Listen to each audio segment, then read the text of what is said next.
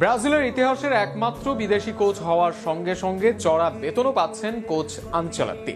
Real মাদ্রিদকে 15টি শিরোপা জেতানো এই coach বছরে পাবেন 130 কোটি টাকা বেতন। শুধু বেতনই নয়, সাথে থাকছে অন্যান্য সুবিধাও। তবে আনচেলত্তি যত টাকা বেতন পাবেন তা পায় না বিশ্বের অন্য কোনো জাতীয় দলের কোচও। অবশ্য আনচেলত্তিকে পেয়ে আবারও রাজত্ব দখলেরও ঘোষণা দিয়েছে সিভিএফ সভাপতি। গত বিশ্বকাপের পর তিতের বিদায়, এরপর মেনজেস, দিয়াজ, ডরিভালদের মধ্যে কেউই ব্রাজিলকে সফলতার মুখ দেখাতে পারেননি।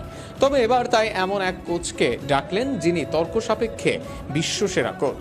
অন্তত অর্জনে তো এমন দাবি করতেই পারেন। তবে অনেক নাটকীয়তার পর জাতীয় দলের দায়িত্ব নিচ্ছেন চড়া মূল্যেই। কিছু গণমাধ্যমের দাবি, আনচেলত্তিকে মাসে $9 লক্ষ বেতন দিবে ব্রাজিল দল, বাংলাদেশি টাকায় যা 10 কোটি 80 লক্ষ টাকা।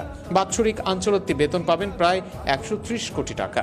মজার তথ্য হলো, জাতীয় দলে আনচেলত্তির চেয়ে বেশি বা তার সমান বেতন পাবেন না অন্য কোনো কোচ। অর্থাৎ রেকর্ড অর্থ দিয়েই এই মাস্টার মাইন্ডকে দলে নিয়েছে সিভিএফ।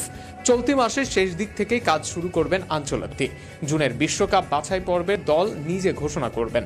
ব্রাজিল দলে অনেক খেলোয়াড়দের বয়স থেকেও বড় আনচেলত্তির কোচিং ক্যারিয়ার, আর সেই ক্যারিয়ারটাও বেশ সাফল্যময়। কেননা 2002 সালেও চ্যাম্পিয়ন্স লিগ জিতেছেন তিনি, 2024-এ এসেও এই শিরোপা জিতেছেন। অর্থাৎ সময়ের সঙ্গে সঙ্গে নিজেকে মানিয়ে নিয়েছেন। এদিকে সিভিএফ সভাপতি এডনালদো রদ্রিগেজের কথা কোট করে লেখা হয়েছে যে তিনি বলেছেন, কার্লো আনচেলত্তিকে ব্রাজিলের নেতৃত্ব দেওয়া কেবল একটি কৌশলগত পদক্ষেপের চেয়েও বেশি কিছু। এটি বিশ্বের কাছে ঘোষণা যে আমরা পডিয়ামের শীর্ষ স্থান পুনরুদ্ধার করতে দৃঢ় প্রতিজ্ঞ। তিনি ইতিহাসের সর্বশ্রেষ্ঠ টেকনিশিয়ান এবং এখন তিনি গ্রহের সেরা বাছাইয়ের আগে এগিয়ে আছেন। একসঙ্গে আমরা ব্রাজিলিয়ান ফুটবলের নতুন গৌরবময় অধ্যায় লিখব।